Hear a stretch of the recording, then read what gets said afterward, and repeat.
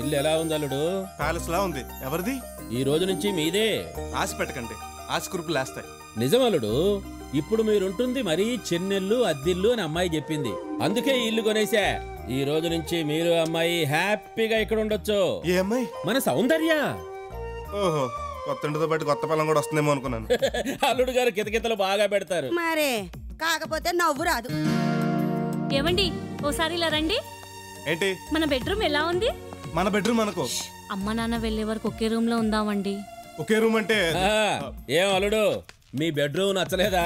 బాగా నచ్చింది. కాకపోతే యూనిఫామ్ లో నేను ఇంటికి వస్తే చూసి వాళ్ళు వాచ్మెన్ అనుకుంటారు కానీ ఓనర్ అనుకోరు. టిక్కు టిక్కు అని మీరు ఆ డొక్కు సైకిల్ మీద వస్తే ఖచ్చితంగా అలాగే అనుకుంటారు.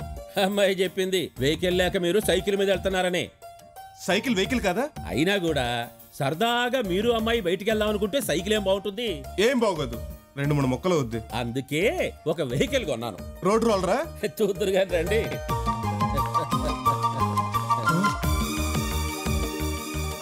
ఇది మీకే.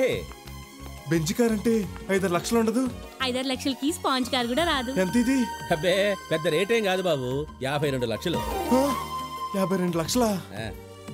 మీకేదన్నా దొంగ నోట్లు గుద్దే ప్రెస్ ఉందా? అబ్బే మన సైట్ లో సైట్ అమ్మేశా, ఉన్నదొక్కగానొక్క కూతురు. అది మీరు సంతోషంగా ఉంటే నాకు అంతకంటే ఏం కావాలి? ఇక నుంచి స్టేషన్ కి కారు వేసుకెళ్ళండి. నేను ఈ కారు వేసుకెళ్తే డ్రైవర్ అనుకుంటారు కానీ ఓనర్ అనుకోరు. అందుకే ఓ డ్రైవర్ ను కూడా పెట్టా. రేయ్ నానా పాటేకర్, ఆయనకి నేను తెలియపోతున్నాను సార్. ఆయన హనీమూన్ దగ్గర జరిపించింది నేనే కదా. వాడికి డ్రైవింగే కాదు అన్ని పనులు వచ్చు, మీకేం కావాల్సినా చూసుకుంటాడు. వీడు చూసుకుంటాడు సరే, వీడికి జీతం ఇచ్చి దీనికి పెట్రోల్ పోయించి ఇంత పెద్ద ఇంటిని మెయింటైన్ చేయాలంటే నా జీతం పూట కూడా రాదు. పార్ట్ టైం దొంగతనాలు, ఫుల్ టైం దోపిడీలు చేసుకోవాలి. అంత కర్మ మీకెందుకు బాబు? అమీర్పేటలో షాపింగ్ కాంప్లెక్స్ ఉంది, కబ్జా చేద్దామా? అది మందే. నెలకు 2 లక్షలు రెంట్ వస్తుంది. ఈ నెల నుంచి అది మీకే తెచ్చిస్తాడు, శుభ్రంగా వాడుకోండి. ఏంటో మీ మంచితనం చూస్తుంటే మీ కళ్ళు నేను ఎందుకు ఓ సైడ్ నాకు కూడా ఆనందంగానే ఉంది. ముందు అమ్మాయి మీరు గుడికెళ్ళి కారుకు పూజ చేయించుకురండి.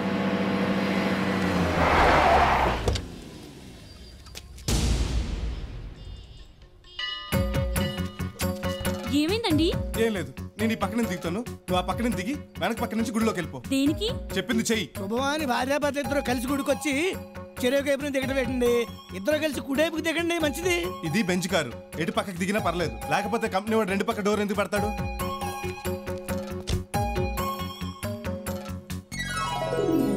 ఎన్నాళ్ళో వేచిన ఉదయం ఈనాడే ఎదురవుతుంటే, ఎన్నాళ్ళో వేచిన ఉదయం ఈనాడే ఎదురవుతుంటే, ఇన్ని నాళ్ళు దాచిన హృదయం ఎగిసి ఎగిసిపోతుంటే, ఇంకా తెల్లవారదేమి ఈ చీకటి విడిపోదే. హాయ్, నువ్వు గుడికి వచ్చావా నల్ల ప్రార్థించడానికి? ఏం ప్రార్థించడానికి?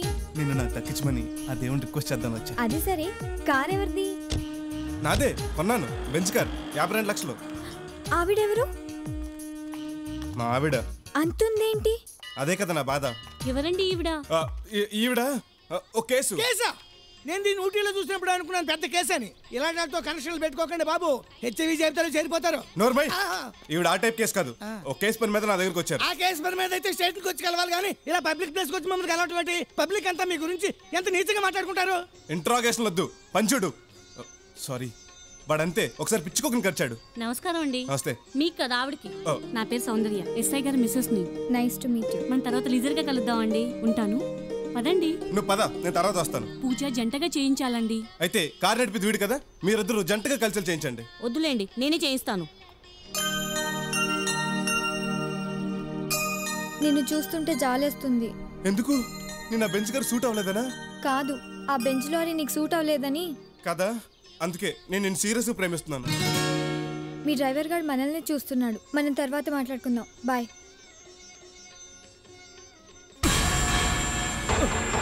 అబ్బా పాప జప్ప, డల్ల పరుపులా భలే మెత్తగా ఉందిరా. మా ఇంట్లో పరుపు లేదు, పడుకోవడానికి వస్తావా? ఎందుకు రావడం అలా ఏడిపిస్తున్నారు? నువ్వెవడవరా దానంటే నువ్వు ఫీల్ అయిపోతున్నావు? దాని మొగుడువా? ఫీల్ అవ్వడానికి మొగుడే అక్కర్లేదు. ఈ భారతదేశంలో ఒక పౌరుడిగా స్పందించాను. పరాయి స్త్రీలను ఏడిపించడం సంస్కారం కాదు. పరాయి స్త్రీలను కాబట్టి సొంత స్త్రీలను ఏడిపిస్తారా? పోరా. తోస్తావేంటి?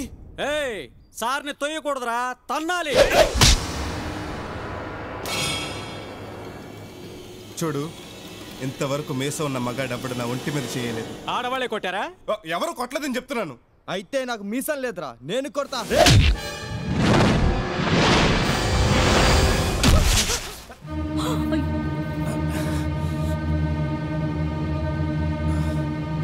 అలా గుడ్ల పక్కి చూస్తావే, పారిపోమంటారా? నువ్వు మగాడువేనా? వెళ్ళి మేడంని కాపాడు. ఏమండి, మీరు మగాడు మొగుడు ఎస్ఐ ఎండు కూడా ఏమీ పీకలేకపోయారు. మధ్యలో నాకెందుకు రిస్కు? కావాలంటే మీరు దెబ్బలు తిని బతుకుంటే అపోలో హాస్పిటల్కి ఏకంగా పోయారనుకోండి, ఉస్మానియాకి తీసుకెళ్తా. ఓనర్ ద్రోహి.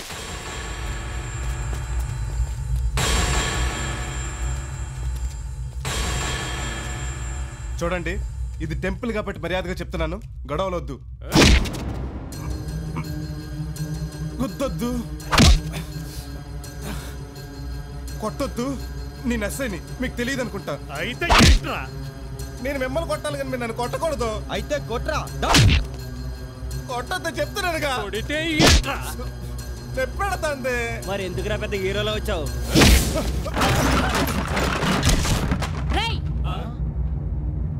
ఏంటి?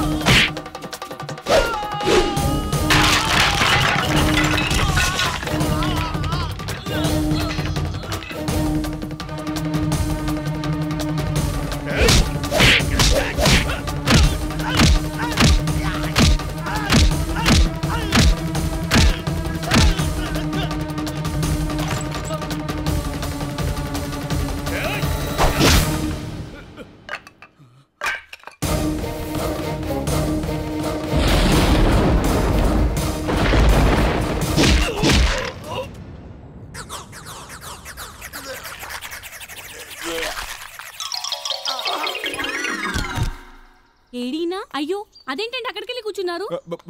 భయమేసి. నేనుండగా మీకు భయం ఏంటి? నా భయం నిన్ను చూసే. నీ విశ్వరూపం ఎలా ఉంటుందని తెలియక ఇన్నాళ్ళు ఏదేదో వాగి నీ ముందు కుప్పికంతలేసా. అవేవి మనసులో పెట్టుకోకే. మీరు నా భర్త అండి, దిగండి. నీకు ఫైటింగ్లు వచ్చా? అమ్మాయి గారు కరాటేలో బ్లాక్ బెల్ట్, స్టేట్ ఫస్ట్ వచ్చారు. నువ్వు బ్లాక్ బెల్ట్ అని మన పెళ్ళైనప్పటి నుంచి నీకు తెలుసా? ప్రాక్టీస్ లేక మర్చిపోయాను గానీ ఇదిగో వీళ్ళ వల్ల మళ్ళీ గుర్తొచ్చింది. ఇటువంటి ఛాన్స్ ఎప్పుడు వస్తుందో ఏమో. రండి. వస్తున్నా.